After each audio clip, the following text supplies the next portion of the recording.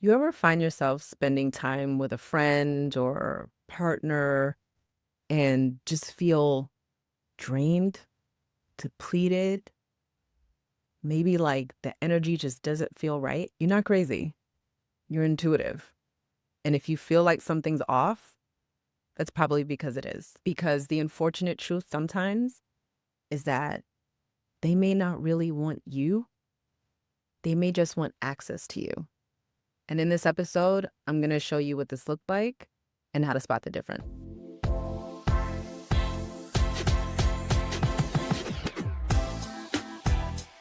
Hi, my name is Dana. I'm a spiritual wellness coach, and I teach through the lens of energy work and metaphysics. Now, there is a big difference between somebody wanting you and somebody wanting access to you.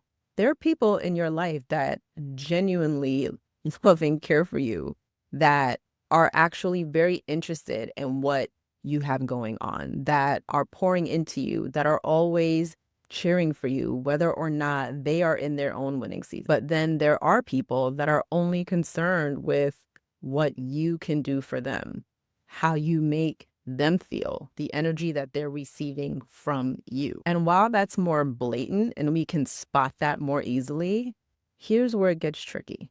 It gets tricky when we're talking about the intangible things like our time, our attention, our energy. It is much harder to spot when those imbalances are happening, but we can feel it. Sometimes it's just so subtle. It's really important for us to rely on our intuition to understand when the bells are kind of going off. Now, this is sometimes common to experience if you're someone who's dealt with certain wounding issues, whether it be abandonment issues, self-love, self-worth, self-esteem issues. And as someone who's dealt with all of the above, I used to think that when I would experience this imbalance in my relationships, that it was normal, that it was just something I had to deal with, and that I was potentially making it a bigger deal than it was. We may literally gaslight ourselves into thinking we're overthinking it, like we're creating a problem where there is none. But you're not creating a problem where there is none. There's actually a problem. And if imbalance in relationships is something that you deal with often, you're not going to know the difference. You might have a harder time advocating for yourself in these situations. So the fundamental lesson in all of this is to show ourselves, is to highlight where we may be betraying ourselves to keep someone else happy. Sometimes to keep ourselves from feeling hurt or pain, to not rock a boat, to keep someone around, even when it really doesn't feel that great to us. So here's what this could potentially look like.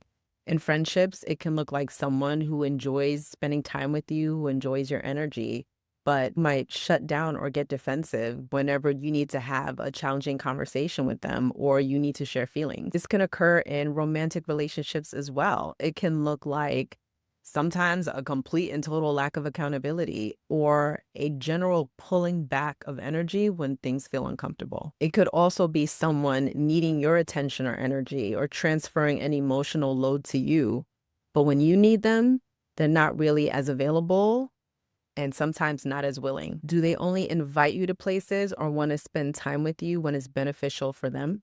Does a relationship feel transactional? And most importantly, because this is a telltale sign, your body and your intuition will tell you everything every time.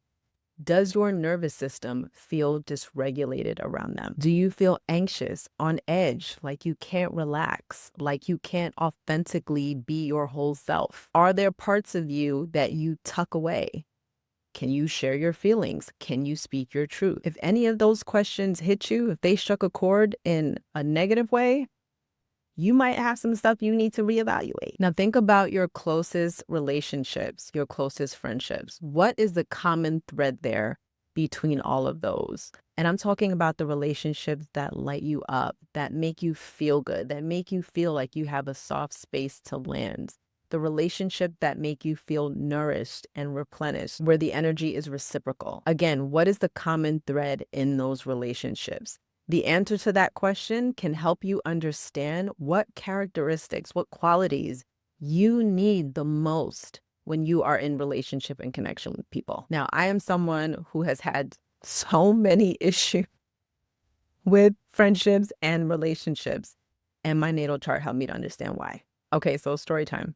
So I had a connection with a person, and although there's a long list of things that I can write that were really positive about this relationship, the basic qualities that I needed in a friendship were kind of lacking. Now, I didn't know that then, but what I did know was that there was something about me not really feeling safe in the friendship. Like I could not show up as my whole self, which begged me to ask the question. So if you're my good friend and I can't be myself, then why are we here? Looking at my natal chart, I discovered that in my seventh house of my one-on-one relationships, these are personal one-on-one relationships that you have with people. This could be your best friends. This could be your spouse. This could be your business partners, things that you kind of enter into these energetic contracts with. And my 11th house of friendship, of organizations or groups of people that I'm associated with. I had Pisces and Cancer. So I had water signs in these two houses, which means that when I get into relationships with people, where I feel the most safe is with people that I have some sort of emotional connection to. In this case, with that Cancer and Pisces energies, relationships need to feel like home to me. They need to feel like soft spaces to land, to make me feel safe enough to be who I am. Why? Because these water signs are about emotional connection and depth. Pisces and Cancer energy is very emotional, nurturing, empathetic, compassionate. So again, I discovered that my relationships need to have some sort of emotional connection or depth to them. I am not wired for surface level and superficial. I'm literally awkward at it. I don't know how to do it. And so when it came to emotions and emotional depth, that really wasn't this person's thing. They just were not like that. And so the disconnect for me made complete sense. Now, it is really, really important to note that I did not make this person wrong because I understand that that is just not the way they are wired, right? So there's dissonance, there's a disconnect there. And so I had to make a decision to put space between myself and this person because that nervous system dysregulation will get you every time without you even knowing it. Now, if you have a little bit more trouble figuring it out intuitively and you want to pull up your natal chart, let's go.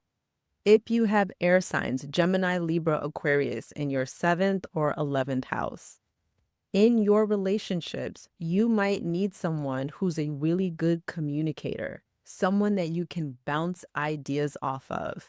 You might like somebody who is very social, very energy seeking, likes to network. If you have earth signs in your 7th or 11th house, Taurus, Virgo, Capricorn, stability and reliability might be very, very important for you to feel safe and good and secure in these relationships. If you have fire signs, Aries, Leo, or Sagittarius in your 7th or 11th house, you may really need someone who brings adventure, passion, excitement, fun, playfulness, a connection to your inner child, creativity to your life. These are the things that might make you feel connected. And again, if you have a water sign, Cancer, Scorpio, Pisces in your 7th or 11th house, you need an emotional connection, emotional depth, empathy, compassion, nurturing. Now, if you want to know if this is true for you, think about your best relationships, your best friends,